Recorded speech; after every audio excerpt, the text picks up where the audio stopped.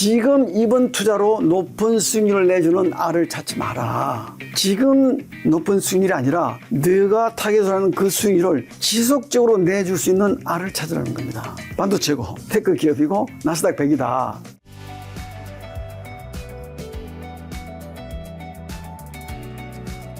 대표님 회사에서 나온 이제 상품 중 하나가 빅테크 탑 플러스 7 플러스 뭐 종목이 있는데 상품이 거기 있는 게 우리 뭐 많은 분들이 아시는 애플, 테슬라, 구글, 아마존, 엔비디아, MS, 메타, 뭐 팔란티어, 넷플릭스, 뭐 브로드컴 등이 있는 것 같은데 이 종목들을 선정할 때는 아까 전에 이제 반도체 기업 4개는 설명해 주셨고 나머지 이 종목들 10개 종목은 이거는 뭐 그 분야에서 시총이 큰 것들 위주로 한 건가 아니면 그 분야에서 다 탑티어라서 이렇게 한 걸까요? 미국 시장에 상장되어 있는 테크 기업들 중에서 네. 시총 1위부터 5위까지는 15%씩 넣습니다. 5개 종목. 네. 그럼 75%가 되죠? 그렇죠. 그리고 시총 6위, 7위는 10%씩 넣습니다. 네. 그럼 합치면 95%가 되겠죠? 네. 그리고 나머지 시총 8, 9, 10을 합쳐서 5% 넣습니다. 네. 그래서 대개 보면 6, 7위가 메타하고 테슬라가 됩니다. 근데 그들이 이제 시총이 바뀌면 리밸런싱 할 때 순서를 또 바꿉니다. 예. 그래서 저희가 계속 알아서 바꿔줍니다. 그럼 그게 어쨌든 그 나스닥에서 아마 시총 순위라는 거잖아요. 네. 그냥 시총 순위로 뭐 1위부터 10위든 1위부터 7위든 이거를 하는 게 그 회사의 경쟁력이 이 시총 안에 다 들어가 있다고 판단하기 때문에 그런 상품을 만드는 걸까요? 이렇게 설명드리겠습니다. 좋은 질문이신데요. 혹시 작가님 투자하고 있어요. 고등학교 때 우수반 있는 고등학교 다니셨어요? 우수반이 있었죠, 제 시대에. 똑같습니다. 우수반하고 똑같습니다. 우수반이라는 것은 자 60명이라고 가정을 하면 60명이 우수반을 딱 만들어 놨습니다. 네. 그 다음에 매월 시험을 봐서 60명 안에 못 들어가면 바꿉니다. 네. 60명에 들어간 사람을 올리고 못 들어간 사람을 빼는 겁니다. 그렇죠. 무슨 컨셉이냐면 우리는 항상 우수한 학생만 데리고 가겠다는 겁니다. 자, 액티브 투자하면 저 밑에서 우수반에 올라올 만한 사람을 리서치를 통해서 골라내는 게 가능성 있는 종목을 찾는 거죠. 그렇죠. 그러다 보면 고르기도 하지만 실패하는 종목이 더 많아서 누적적인 성과를 보면 좋지가 않습니다. 항상 우리는 공부 잘하는 애들만 데리고 가겠다. 네. 뛰어난 애들만 데려가겠다는 겁니다. 여기서 예를 들면 구글이 회사가 망가지면 빼버리는 겁니다. 구글이 뭐 어떤지 리서치 애널리스트한테 물어보지도 않습니다. 그렇게 가는 겁니다. 시총에 굉장히 많은 것이 담겨 있다고 생각하는 거네. 예. 그리고 과거를 되풀이해서 보면 그게 훨씬 더 좋은 판단이고요. 2000년 전에는 애널리스트들의 역할이 굉장히 중요했습니다. 네. 미국 시장의 경우. 왜 그랬냐면 2000년에 미국에 아까 여기 워렌 버핏 성과에서도 좀 똑같은 건데 이분이 2000년 이후에 성과가 나빠진 이유는 아까 제가 말씀드렸죠. 이분은 테크 기업을 투자 안 한 것도 있지만 이때부터 액티브 매니저들의 성과가 급속히 나빠지기 시작합니다. 왜 그러냐면요. 2000년에 미국에 중요한 법이 하나 생겼습니다. FD법입니다. FD. Fair Disclosure. 무슨 얘기냐면 우리말로 하면 공정공시. 모든 기업의 정보는 동시에 모든 사람이 알 수 있게 공개하라는 겁니다. 우리나라는 이게 언제 적용되는지 아십니까 혹시? 우리나라에 이게 구체적으로 적용된 거는 한미약품 사태입니다. 한미약품이 특허로 매년 5천만 원씩 받기로 했던 거. 그 계약을 MOU과 계약을 체결하고 1년간 글로벌 그 제약회사에서 임상을 해봤더니 아니라는 게 먼저 회사에서 알고 그쪽 담당하는 분이 아는 친구들한테 얘기를 안 준 거죠. 진짜 잘하는 친구한테만. 근데 그 사람에게는 또 자기가 중요한 진짜 친한 친구한테만 얘기해주고 이게 돈인데 금방 번져나가죠. 그래서 미리 팔았죠. 그리고 어떤 친구들은 뭐 공매도도 했을 거다 빌려다. 그때는 공매도가 좀 허용됐을 때거든요. 그 나중에 발표하니까 주가가 폭락하니까 그건 뭐 잡아내기 쉽지 않습니까? 그 며칠 전에 판 사람들 그리고 그거 가지고도 증거가 안 되니까 그 정보를 유출한 사람 그 회사 내부 그 사람의 핸드폰 다 까면 누가 통화했는지 다 나오는 겁니다. 애널리스트 매니저. 그래가지고 그 대상이 된 사람들 핸드폰 다 깠어요. 굉장히 살벌해졌죠. 그리고 또 하나 더 있었습니다. CJ 엔터테인먼트, CJ ENM이라고 있습니다. 그 기업이 컨센서스가 실적 나오기 전까지도 뭐 300억인지 얼마인지 하여튼 플러스 했는데 거의 적자가 나왔습니다. 근데 보니까 실적이 나오니까 이미 판 애들이 또 있어요. 이 두 번에 걸쳐서 그 기관 자금을 운영하는 매니저들이 조금만 의심스러우면 핸드폰을 가서 까는 겁니다. 그죠? 핸드폰 깐다는 거는 내가 그 일에서만 자유로워서 되는 게 아니고 엄청난 내 사생활 다 들어있잖아요. 그러니까 그다음부터는 감히 엄두를 못 내는 겁니다. 그리고 구속시켜버리는 거거든요. 그래서 액티브 매니저들이 그죠? 워렌 버핏도 이 시점 그 전에 이분이 뭐 회장들 만나서 얘기 듣고 투자하셨을 뿐은 아니지만 이때부터 액티브 매니저들이 성과를 내기가 어려워졌습니다. 네. 그리고 패시브에서도 팩트 투자 이래가지고 네. 액티브 투자가들이 뭐 하는지를 공부를 다 해서 네. 체계화 시켜버렸고요. 그러면 이제 이 연율화 성과에 하나만 더 질문 드리고 마지막으로 가면 이게 이제 30년 전부터 이제 나스닥이 나오면서 이렇게 성과가 되게 좋았잖아요. 근데 이제 어쨌든 근데 이게 과거잖아요. 네. 이게 과거에 이랬다 해서 미래에도 그렇게 된다라는 이제 보장은 사실 없는 거잖아요. 아, 좋은 지적이십니다. 네, 예를 들면 어떤 개별 종목이 엔비디아가 예를 들면 한 종목이 있는데 여기서 이제 매년 뭐 20%, 30%딱 여기 했어요. 그러니까 내년에도 좋을 것이다. 이거는 이제 그럴 확률도 있지만 아닐 확률도 있는 거잖아요. 아주 적절한 지적이시고 네. 이 얘기를 안 하고 넘어갔으면 투자가분들이 굉장히 궁금해했을 것 같은데 저희는 빅테크 탑 7이든 반도체 탑 4가 종목이 정해져 있는 게 아닙니다. 그죠? 그렇죠. 그 기업들이 경영이 뭐 부진했던 뭐가 하여튼 잘못돼서 성과가 부진해지면 바꿔버립니다. 네. 우리는 뭘 투자하는 거냐면 그 시대에 세상을 주도하는 기술에 투자를 하는 겁니다. 테크 시대가 제조업 시대로 돌아갈 수 있을 것 같습니까? 불가능합니다. 물론 여러분 루소가 자연으로 돌아가자고 외쳤잖아요. 그죠?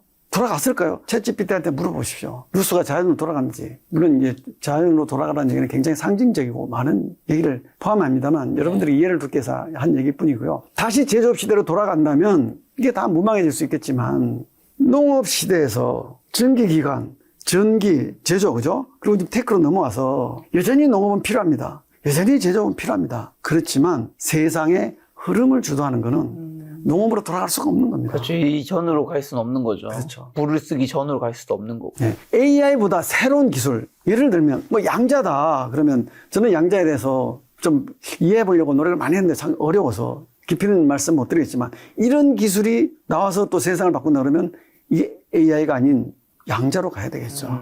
양자와 AI가 같이 공존할 수 있는 건지 없는 건지 제가 좀 그 부분의 지식은 부족하니까 만약에 대체하는 거라면 그때는 AI가 아닌 양자로 가야 되겠죠. 이 다음에 나올 수 있는 테마 중 하나로 양자 또 말고 다른 게 뭐 있을까요? 저는 생각할 때 양자를 우리 강사도 초빙해서 몇 번 강의도 해보고 들어보고 많이 책도 좀 읽어보고 유튜브도 보고 했는데 언젠가는 가능할 수도 있는 기술일 것 같습니다. 근데 너무 막연하고요. 자, 테크 기업 그다음에 반도체 이런 것들이 굉장히 버블이다라고 여러분들이 우려를 하시지만 이 버블은 아까 저기 PR표에서도 보셨지만 실적이 나오고 있는 겁니다. 막연한 미래에 대한 비전만으로 올라간 게 아닌 겁니다. 그죠? 네. 돈을 벌고 있어요. 양자는 돈을 못 벌어요. 비전만 가지고 있습니다. 저는 양자에 대해서 버블이라고 얘기한다면 저는 뭐 거기에 대해서는 전혀 논박할 생각이 없습니다. 왜? 비전. 아까 제가 말씀드렸죠? 비전이 나오면 그 비전에 돈이 몰려들고 네. 돈이 몰려들면 실제로 기술 개발이 가속화되고 그래서 구체화하는데 지금 양자는 정말 그야말로 먼 미래인 것 같은데 인터넷이 만드는 세상을 보고 야, 양자도 그럴 수 있지 않겠어 하는 부분 너무 앞선 부분이 있지 않을까 싶습니다. 이번에 시장 흔들리니까 양자 박살나잖아요. 왜? 수익이 뒷받침 안 되는 겁니다. 여기에 투자하는 테크 기업들은 비전만으로 주가가 오른 게 아니라 즉 비전이라고 하는 미래와 현재 수익도 나오고 있는 기업들인 겁니다. 그래서 PR이 이거밖에 안 되는 겁니다. 자, 그럼 이제 긴 시간 이제 대표님과 이야기 나눴는데 마지막으로 부의 공식에 대해서 한번 말씀해 주신다면요. 자, 여러분들이 미래 가져야 될 부가 되겠습니다. W, 웰스, 퓨처 웰스가 되겠습니다. 네. 는 어떻게 만드는 거냐면 여러분들이 P는 지금 투자하는 금액입니다. 한 번만 할 수도 있고 적립식으로 매번 계속 늘려갈 수도 있습니다. 이게 너무 작으면 안 되겠죠. 그죠? 그렇죠. 아무리 투자 수익률이 좋고 복리 오래 가더라도 그래도 그래서 근로와 사업소득이 높아지는 거죠. 가능하면 많은 금액을 투자하는 겁니다. 네. 제가 직장 다니시는 분들한테는 젊은 분들한테는 야 30% 해라. 내가 버는 거에 30%? 30% 투자할 돈이 어디 있습니까? 다 그렇게 얘기합니다. 그럼 무슨 순위 바꿔봐. 투자부터 하고 써봐. 그것도 어려운 얘기인 거 제가 알고 있습니다. 곱하기 1 플러스 R은 뭐냐면 연평균 수익률입니다. 이 R이 가장 중요합니다. 자, 여러분들은 매번 투자할 때마다 현재 기준으로 이 높은 R을 찾기 위해서 혈안이 되어 있습니다. 네. 제가 여러분들에게 드리고 싶은 오늘 이 이야기의 가장 중요한 포인트입니다. 지금 이번 투자로 높은 수익률을 내주는 R을 찾지 마라. 지금 높은 수익률이 아니라 네가 타겟을 하는 그 수익률을 지속적으로 내줄 수 있는 R을 찾으라는 겁니다. 한 번이 아닌 서스테이너빌리티가 있는 지속성 있는 R을 찾아라. 그러려면 매번 상품 투자 대상을 바꿔서는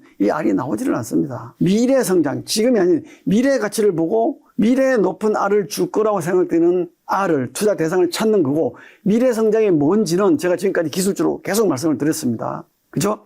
그래서 연평균 수익률을 지속적으로 높여내주는, 항상 플러스가 아닙니다. 버블도 이거 터지고 하니까 마이너스가 나오지만 오랜 기간 투자했을 때 이 수익률이 상당히 높을 수 있는 대상을 찾아 투자해라. 그게 뭐냐? 광파는 반도체고 테크 기업이고 나스닥 100이다. 이렇게 말씀드리고 싶습니다. 그리고 투자 기간을 많이 길게 가져가라. 투자 기간을 길게 가면 어떻게 되는지 한번 보겠습니다. 자, 여기에 5년, 10년, 20년, 60년까지 투자를 하는데 5%, 연평균 수익률이 5%면 60년 투자도 19배밖에 안 됩니다. 그죠? 그게 10%로 가니까요. 60년 가니까 300배가 나옵니다. 이게 10%인데 40년 투자하면 45%인데 거기서 10년 더 하면 얼마가 늘어납니까? 거의 뭐 3배가 늘어, 2.5배. 그런데 20년 더 늘어가면요. 거의 8배가 나옵니다. 7배가 나오네요. 그죠? 이게 기간이 갈수록 같은 10년이 그냥 같은 배수를 늘려주는 게 아니라 기하급수로 늘려주는 겁니다. 그리고 투자 수익률 차이가 엄청난 차이를 또 내주는 겁니다.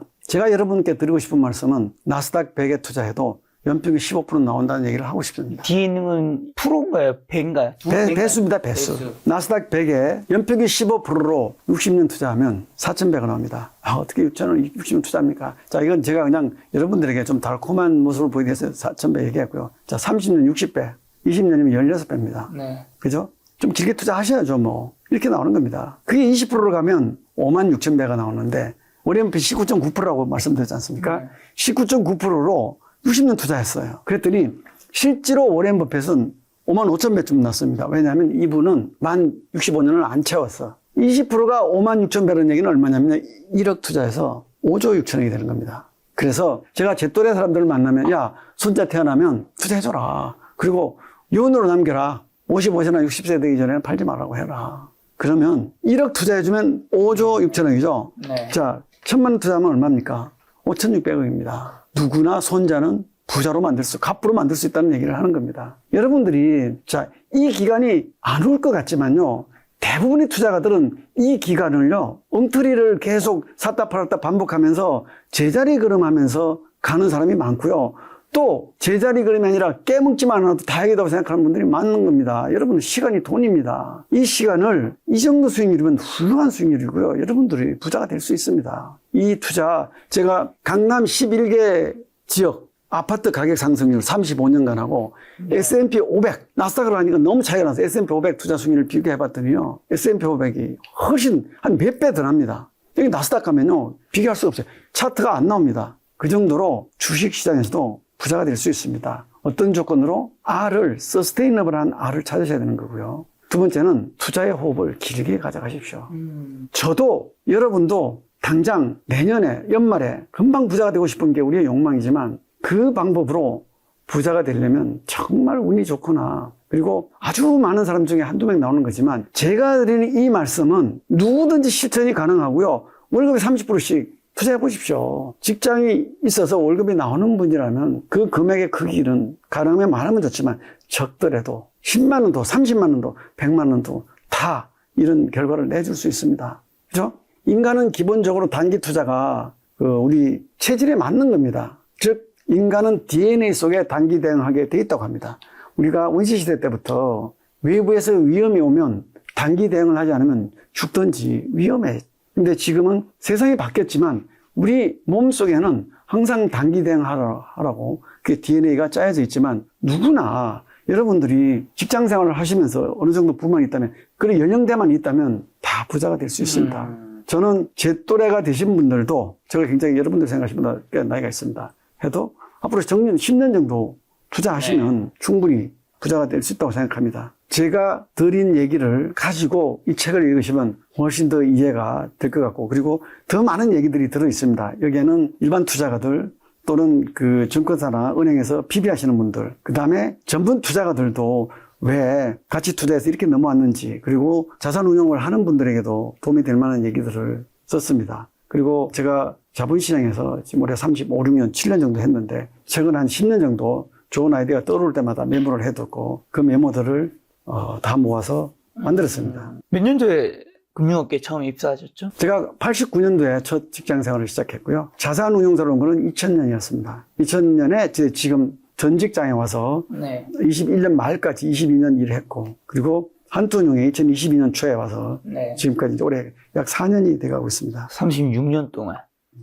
근무가 계신데, 근데 가시기 전에 한 가지 갑자기 궁금한 게 생겼어요. 이게 우리가 개별 종목을 잘 찾아서 투자할 수 있는 분도 있겠지만 변동성을 견디기 힘들다는 얘기는 다 이해했고요. 그래서 ETF를 투자한다는 얘기도 해주셨는데 ETF를 특히 지금 한국에 투자하라는 얘기는 아니시잖아요. 전반적으로 봤을 때 지금 빅테크랑 반도체 보면 대부분 사실 미국인데 그럼 미국에도 사실 서학개미 분들이 많이 갔는데 미국에도 ETF가 있단 말이죠. 미국 ETF, 한국 ETF 장단점이 있을 것 같습니다. 여러분들이 퇴직연금에서 이 한국에 상장되어 있는 외국 기업들 ETF 투자를 하시면 굉장히 절세를 할 수 있습니다. 그리고 퇴직연금, 그러니까 IRP는 퇴직연금 계좌가 아닌 개인 위탁 계좌에 투자를 하시면 이게 투자 수익이 2천만 원을 초과하게 되면 좀 조금씩 기준이 다를 수 있는데 일정 금액을 초과하게 되면 종합과세가 됩니다. 굉장히 안 좋습니다. 그런데 미국에 상장돼, 한국이 아닌 해외에 상장되어 있는 ETF에 투자를 하시면 22% 분리과세를 합니다. 그렇죠. 국내는 15.4%를 내는데 22%보다는 낮지만 수익이 어느 정도 이상 가버리면 종합과세를 가기 때문에 해외에 상장되는 ETF가